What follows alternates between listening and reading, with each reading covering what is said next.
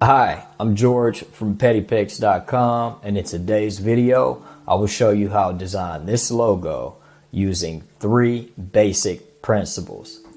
Before I reveal what these principles are, there are 3 things you should know. The first thing is this quote. His writing is so sharp that it gave my brain paper cuts. I don't know about you, but when I read this, it makes me cringe. Paper cuts are the absolute worst. Keep this quote in mind because it contains the very first principle that I will be sharing with you in today's tutorial. The second thing that I'm going to share with you is what's in it for you. Well, you'll learn how to become a better, more creative logo designer. You'll learn how to be more intentional in your design decision making.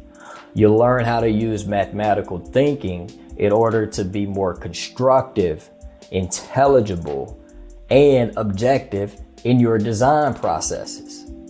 The last thing that you should know is a little bit about me.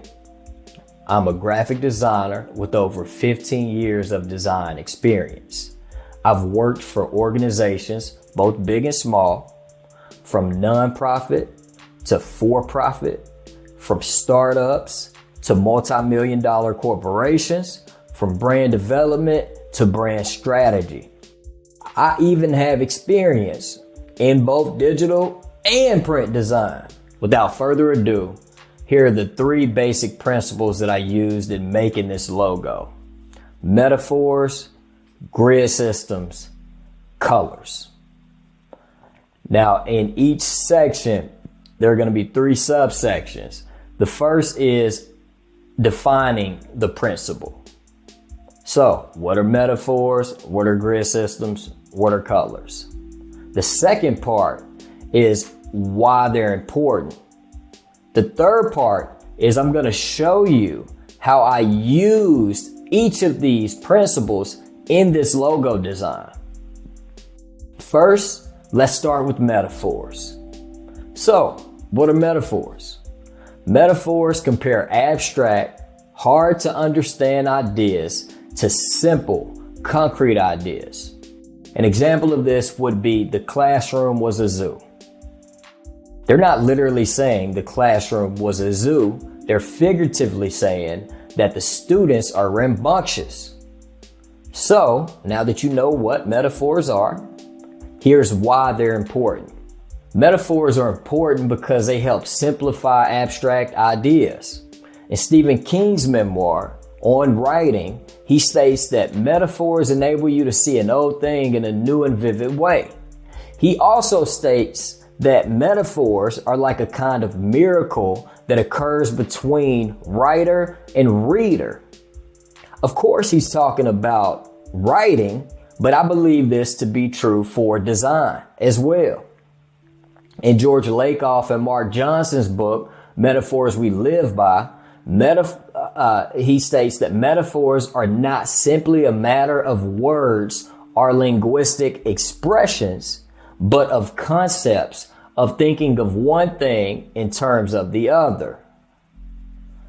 Now that we better understand why metaphors are important, here's how I use metaphors to design this logo. I started with several abstract symbols. The peace sign, which represents peace. The third eye, which is an esoteric concept of an invisible eye that provides perception beyond ordinary sight. The eye of providence, which represents the eye of God. The chakra colors.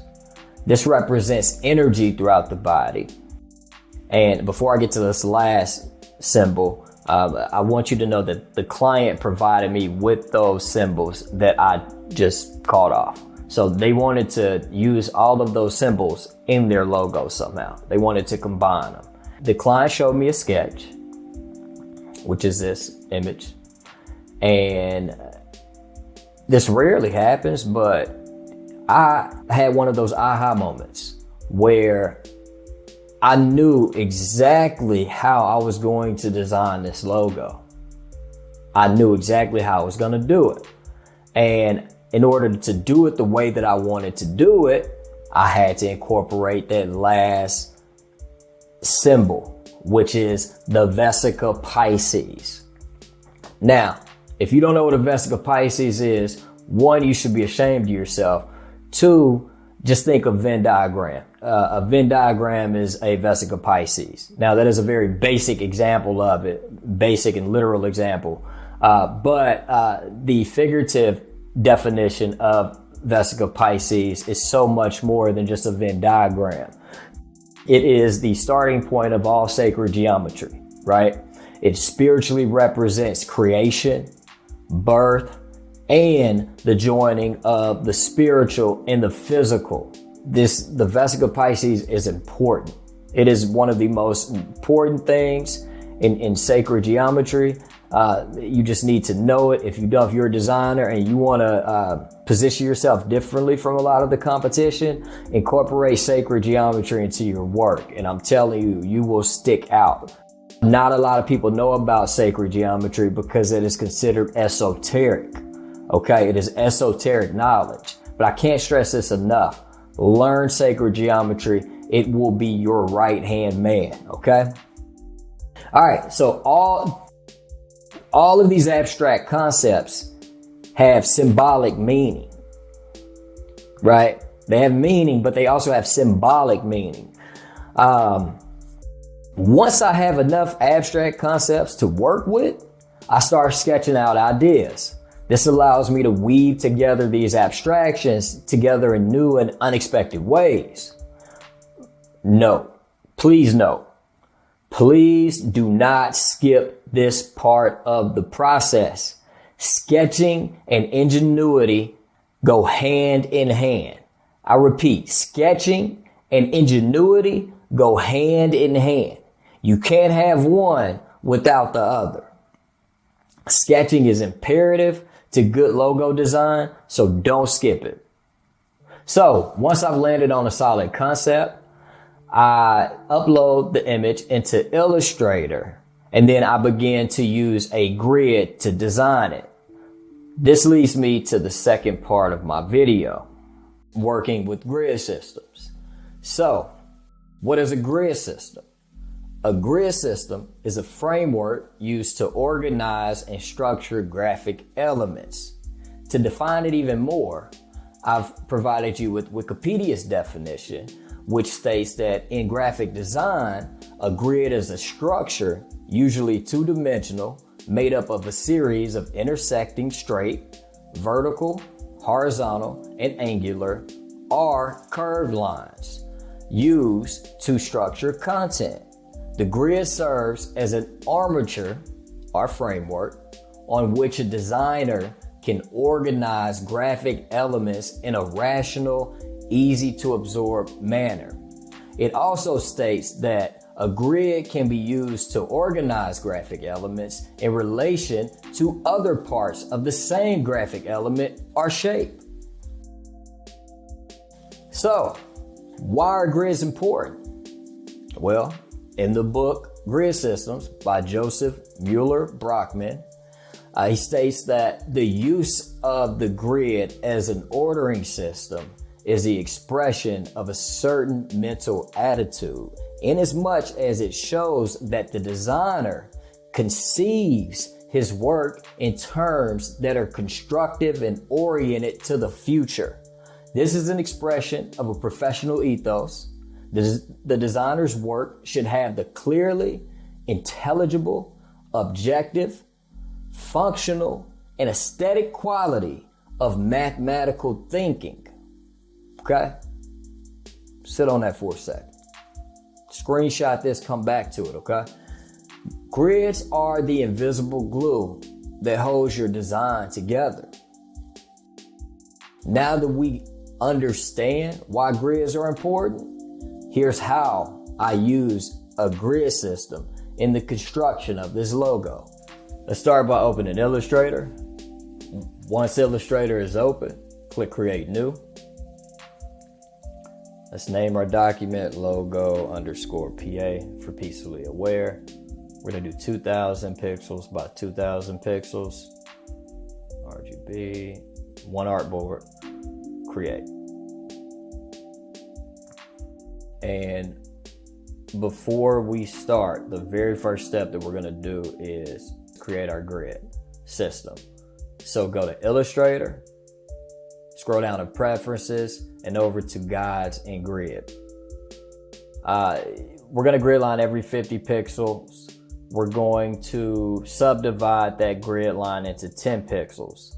So when we hit OK, and when we turn on our grid, you'll see, and I'll zoom in just so you can see, you'll see these darker cells, these bigger cells, right? These bigger grid cells. And you'll see all these small subdivisions within that overall grid size. So the individual cells are 5 pixels by 5 pixels. So you have 10 sets of 5 by 5 grid cells that are going across horizontally, and you have 10 sets of 5 by 5 grid cells that are going down vertically. So they all comprise the overall 50 pixel grid. And I'm telling you this because this is going to be important when you're designing, okay? This is how you're going to tie in that mathematical thinking into your design process. This is how you're going to make logos more logical, more aesthetically pleasing,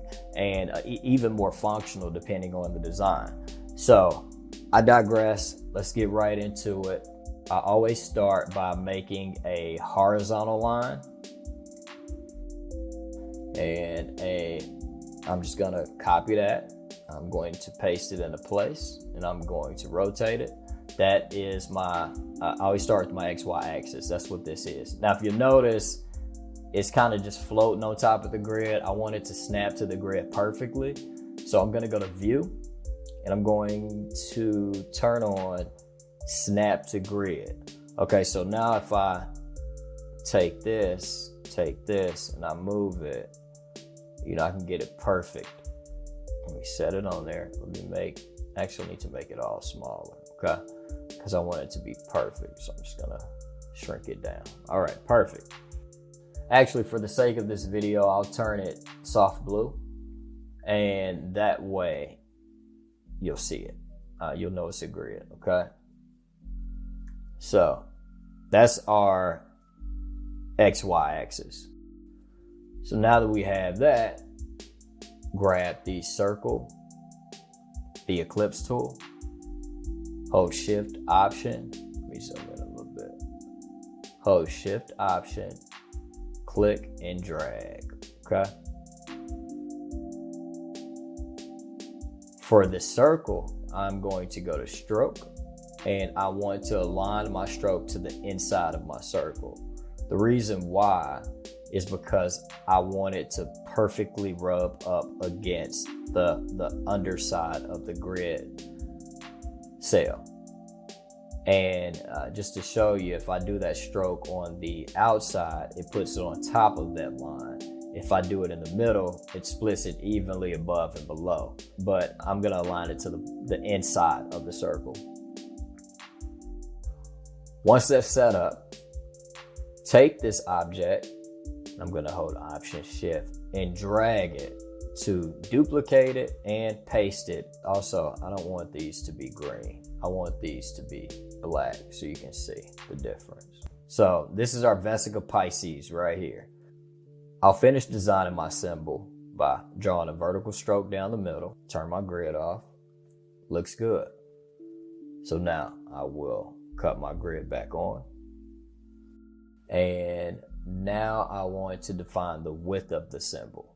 So I'm going to take this, Command C to copy it, Command F to paste it in place.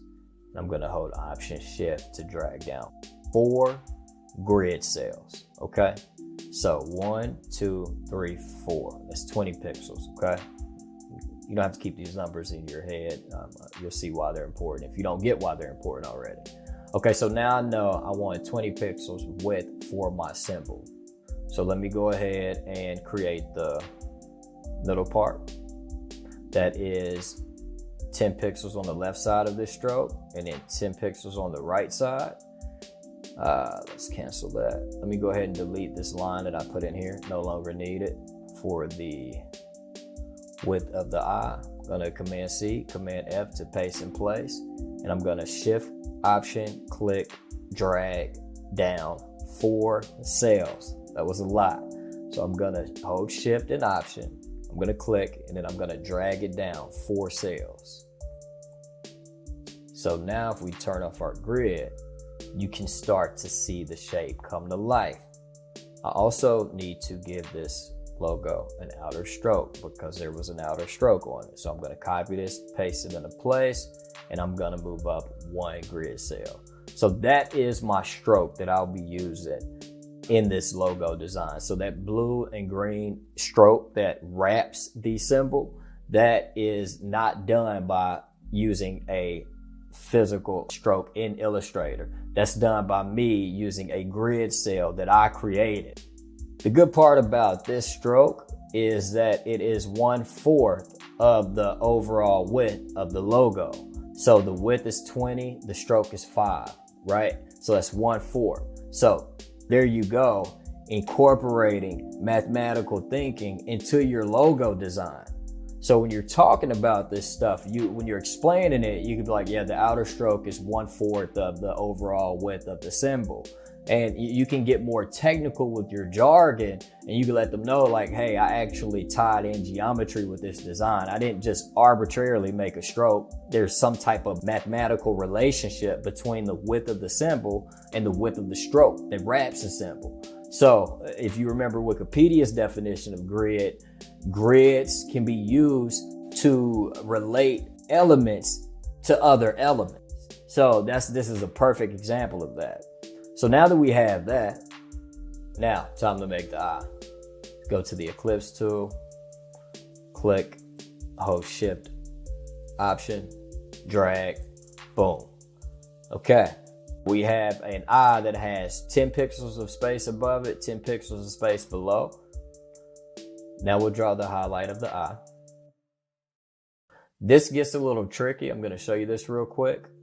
I want my highlight to be 10 pixels by 10 pixels, right? I want there to be continuity in the spacing above and below the eye, above and below. I want this to be the same size as that. So if I take this circle and put it up here, it fits perfectly, right? And if I take it and put it down here, oops, wrong spot. It fits perfectly, right?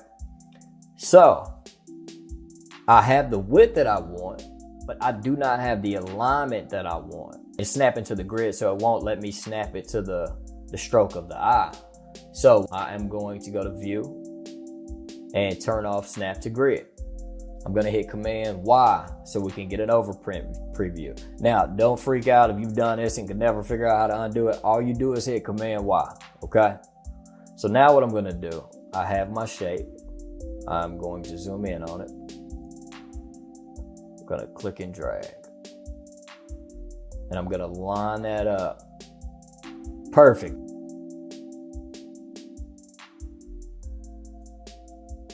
So now that that is aligned, turn back on, snap to grid, hit Command Y to turn it back. Let me invert these two.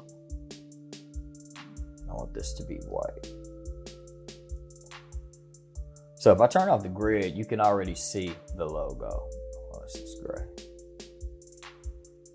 So you can see the eye and the shape. But anyway, turn back on the grid. I select everything. Deselect my X and Y axis. Grab my shape builder tool, left hand panel, and I start going to town, connecting these shapes.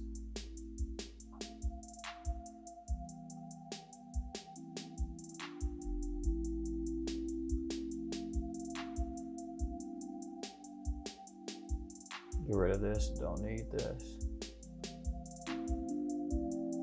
Don't need this, don't need this.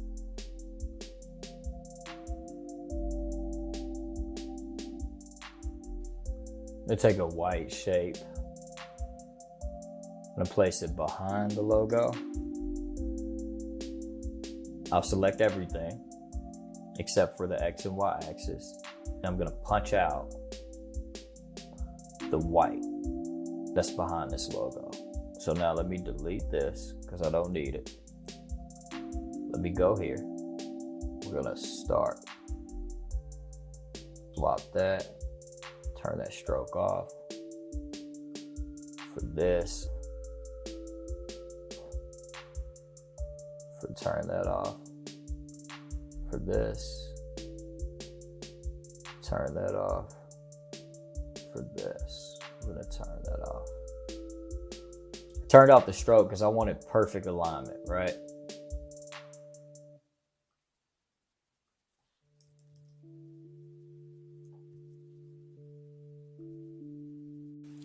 That is how you make the logo using a grid system. We've shown you how to use metaphors and how to use grids.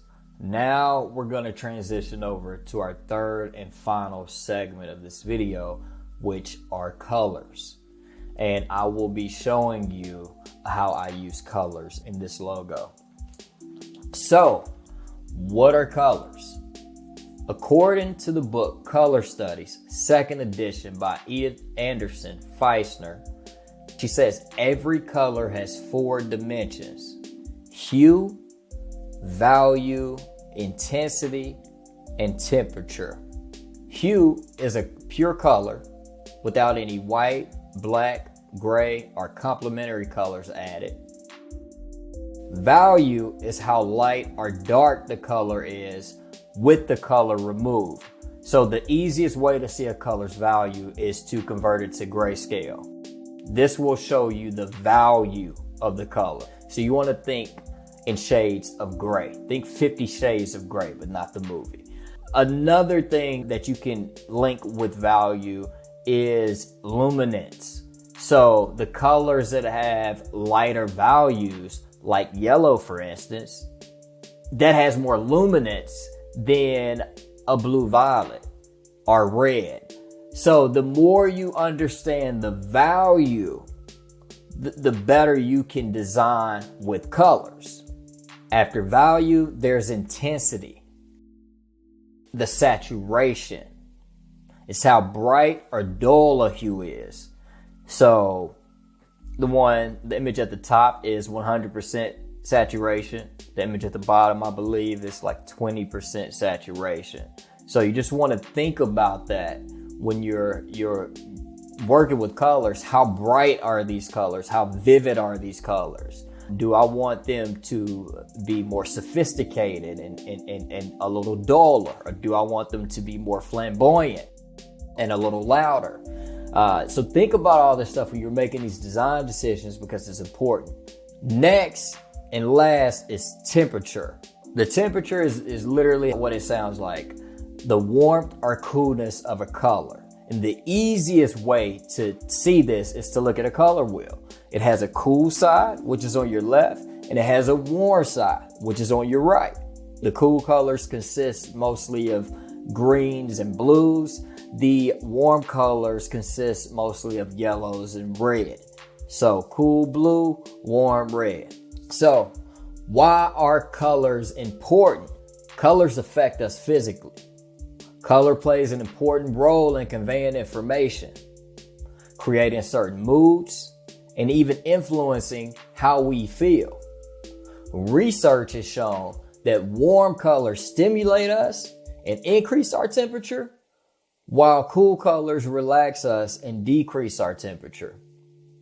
Now that we better understand what colors are and why colors are important, here's how I use colors in this logo design. I looked into Peacefully Aware's mission, and their mission is to spread wellness to others. Since the client wanted me to use chakra colors, I compared the chakra colors to a color wheel, and I realized instantly that the chakra colors had cool and warm colors, just like the color wheel. So I noted that. I then wanted to create a color palette based off of that. So I looked at the color wheel. I was like, okay, we have a cool side, we have a warm side. Let me sample colors from both. But I want to cover the whole spectrum of colors, right? I knew that I wanted to include the majority of colors. So I sampled from the top of the color wheel, the green, and a yellow, and then I sampled two from the bottom, a blue and a red. You'll notice that the green and blue are on the cool side, and you'll notice that the yellow and red are on the warm side. I then blended yellow and red, green and blue. This gave me the color range that I wanted to stay within. I wanted my colors to consist of these colors. And if you think about it, this is an analogous color scheme. These colors are right next to each other on the color wheel. So you have a lot of continuity in the colors. I then created 10 colors, 5 cool colors and 5 warm colors. And as I'm doing this, I think to myself, this reminds me of a sunrise and a sunset. And I thought back to Peacefully Aware's mission, which is to spread wellness, right? They want to spread wellness to others.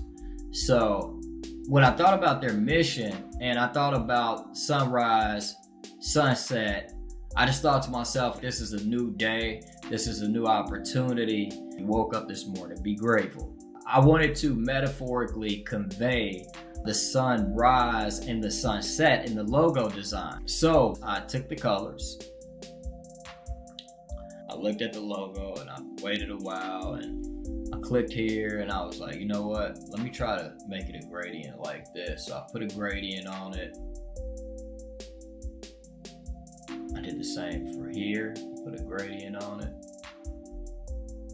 I want it to be vertical. I want the gradient to go up to down, not left to right. And I want to sample my cool side.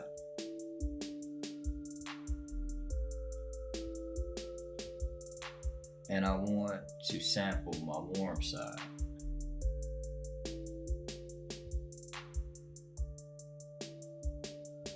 You'll notice right away that I have sunrise, sunset. Right, starts up here and it ends down here. And then if you think about the color wheel, purple and purple pink would fall down here on the color wheel. So this is perfect. I excluded purple for that reason. This looks good, but to me, the warm colors just feels a little heavier than the left side. The reason why I included this stroke is because I wanted to contain that warmth. So I just clicked the stroke, sampled the gradient, the cool gradient, and then I wrapped the entire logo in cool. That's how I came up with the color scheme for this. I'm still not finished though. I looked at this and I was like, you know, it looks good, but something is still off. Something just doesn't feel right. So I sat on it, and I just really thought about the mission of Peacefully Aware, which is to spread wellness to others. I thought about how they were spreading wellness to others, and their main way of spreading wellness to others starting out was a plant-based meal prep company. They were going to spread healthy food to those around them. I started metaphorically thinking, what plant-based foods can help inspire the design? I started thinking about bananas, lettuce, apples, and I came across a blueberry. And I thought to myself, well, blueberries are really good for you, and they're full of antioxidants. So I took a blueberry, I dropped it into my Illustrator file, and I began sampling parts of that blueberry with the color picker tool. And I landed on this deep, rich, dark blue hue. And I knew, in that moment, I knew that that was gonna be the base, the ground in which her brand lived. So metaphorically, the dark blue color represents rich antioxidant properties. So now what I want to do is I want to take this black, select that, and I want to select the blue from it. And I don't know if you noticed it, I'll go back. I just undid it because I want to show you. Let me move this in closer so you can see.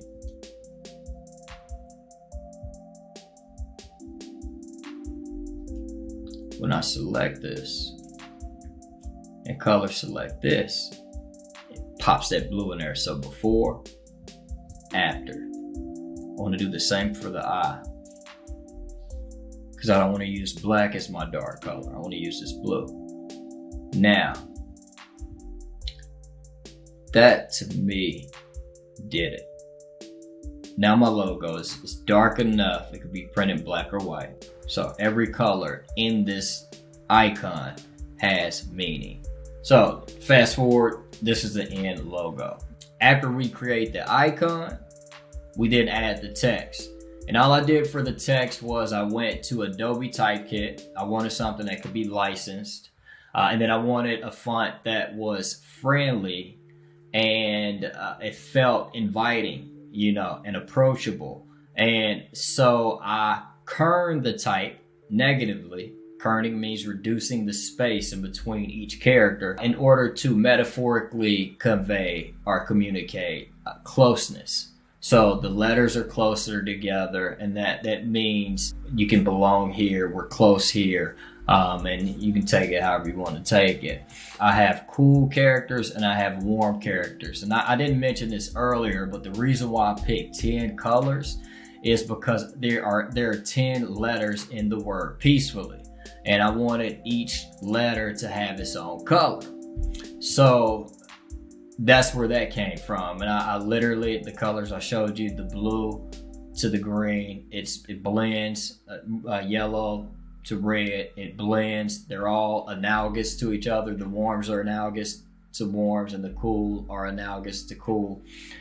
It was easier for me to balance these colors because I understood the value of each color. If you remember, each color has a different value, and that value determines how bright a color is. So if you have things perfectly matched and they still look off, then think about the value of the color. And in this case, I had everything perfectly matched, but the yellow was too bright. Several of the warm colors were too bright, and I could not, I couldn't figure it out. And I was like, oh wait, let me check the value. So I checked the value and I realized that the warm side had way too much luminance in it. It had a higher value than the cooler side. So all I did was take down the value on the warmer side. So I started with the yellow. I took some of the saturation down. I took some of the brightness down, and I literally tinkered with it for a couple of days with each color to get it perfect. So I didn't show that in this tutorial because we would be here all day. I've already taken up too much of your time. But if you have colors you're working with, if they're not harmonized, and if certain things feel brighter than others, just grab all the colors, convert them to grayscale, look at the value of each hue, and then decide whether you need to make adjustments based on the value. In conclusion, you should now have a better understanding of how to use metaphors, grids, and colors in your logo design decision making. Remember, these 3 principles make you more intentional, constructive, intelligible, and objective in your logo design process. These principles don't just apply to logo design, they apply to everything. I want you to start using metaphors, grids, and colors in not only logo design, but any type of design that you do. Thank you so much for your time today. Reach out to me if you have any questions. You can email me at pattypix@gmail.com. Thank you and have a great day.